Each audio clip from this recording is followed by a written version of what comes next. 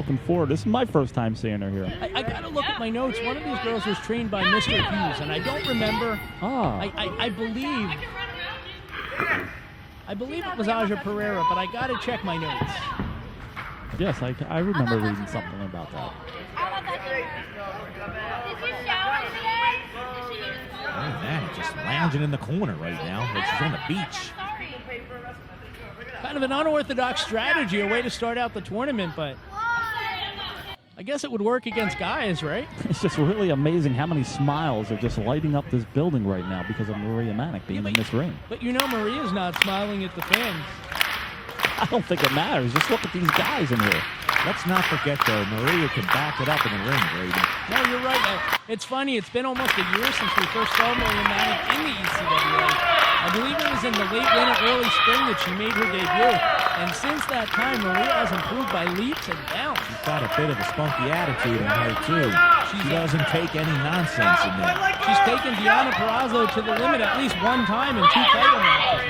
Yeah, well, if you remember, when she first came in, you know, she was clapping people's hands. You know, she had this little, like she was happy to be here type attitude. Now that she's been missing for a couple months, she's been all over, up and down the Northeast area. Now she's got this attitude about her. Well, she's been exposed to the fans in the business. So. And she's traveling every weekend, so. Well, both of these women, you know, do extensive travel, and it'll be interesting to see.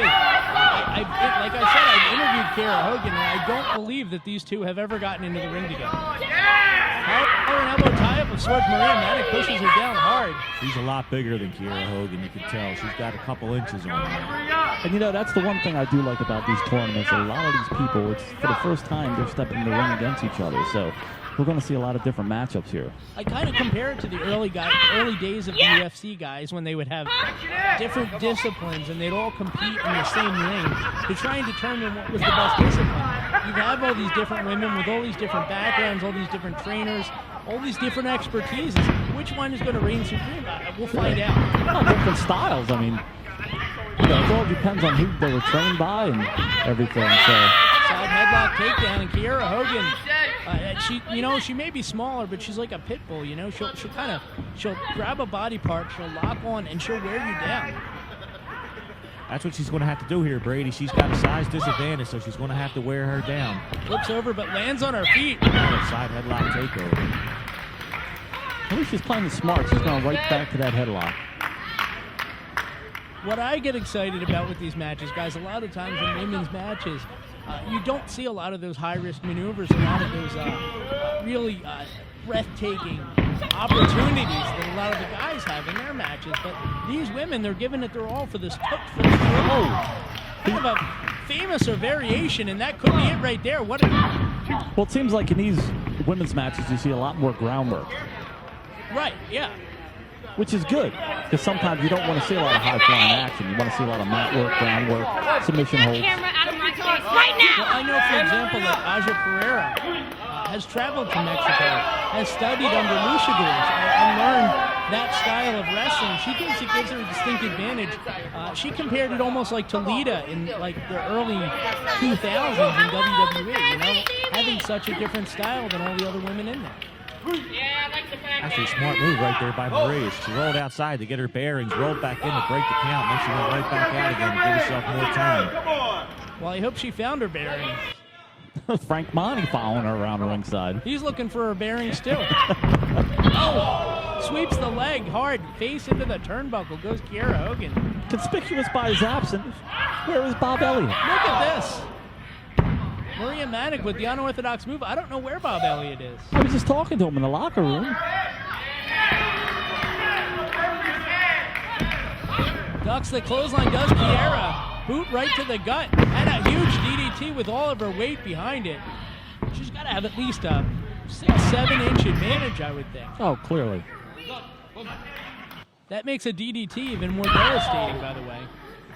And I'm pretty sure Kiera Hogan took that one on her shoulder.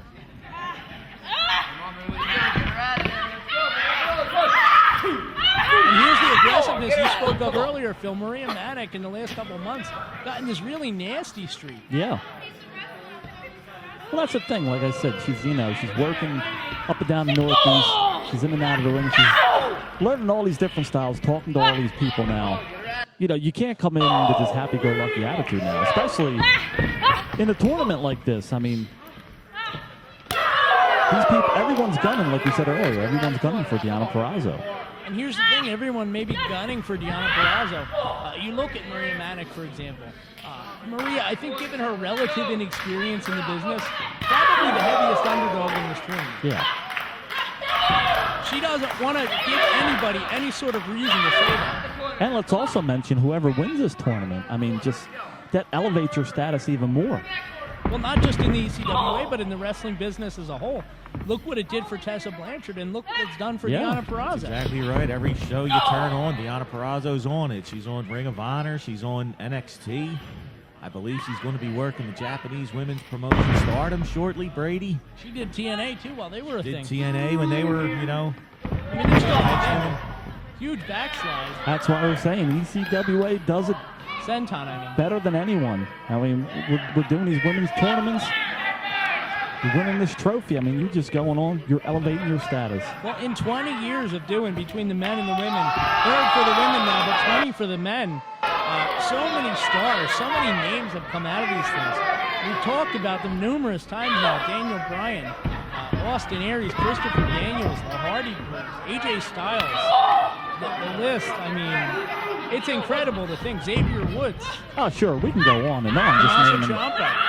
Papa Don. Side backbreaker right there, Brady. That's a big move. She could have broken the back of Kiera Hogan with that move. What I don't like about Maria Manic, and you may disagree with me here, I feel like she should be more aggressive here. She should be all over Kiera Hogan, not prancing around the ring or whatever you'd say. Yeah, I didn't understand that move right there. She hit the big backbreaker and then decided to walk around and then jumped on her for the cover instead of just going right for the cover. That's probably down to inexperience, though, Brady. She'll get that in. She'll get that. Another sunset flip into a pin. No. Maria somehow got her feet underneath the ropes. European-style dropkick right to the face. Kiera Hogan pulling her to the middle. That's the experience. And the cover, but only two. Girl on Fire seems to be a little frustrated. Chop right across the chest. Reminded me of Andre the Giant there. Yeah. And a huge slam, and this could be it. Maria Manic with the cover.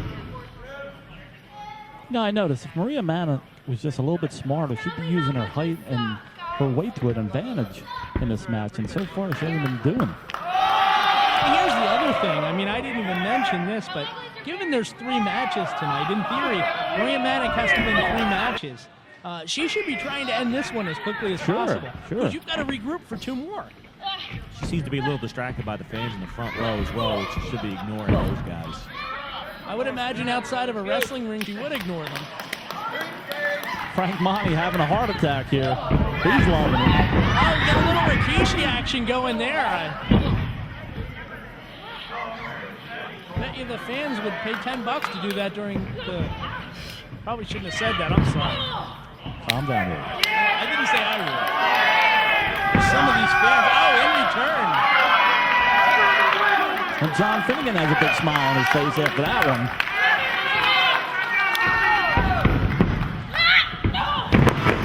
Puts her down hard.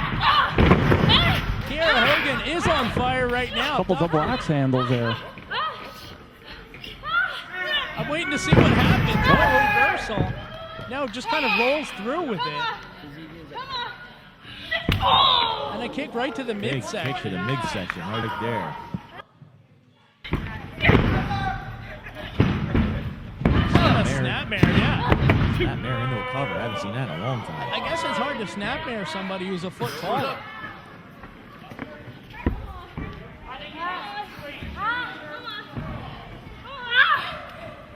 And Maria Manic with a massive forearm. Now these 2 women, I guess, we're probably 7 or 8 minutes into this, and they're just trading blows in the middle of the ring. That's how much they both want this. Oh, Maria Manic with a hard kick to the midsection. Another chop. I bet you that's not her first time doing that. Catches her in an armbar, the variation. Oh, look at this submission hold. Almost like a chicken wing or a modified chicken wing. A mangling Manic, I guess you'd say. I don't even know.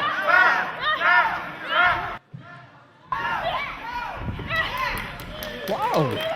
Just another Manic Saturday, right, guys? Kiera Hogan nicely got out of that.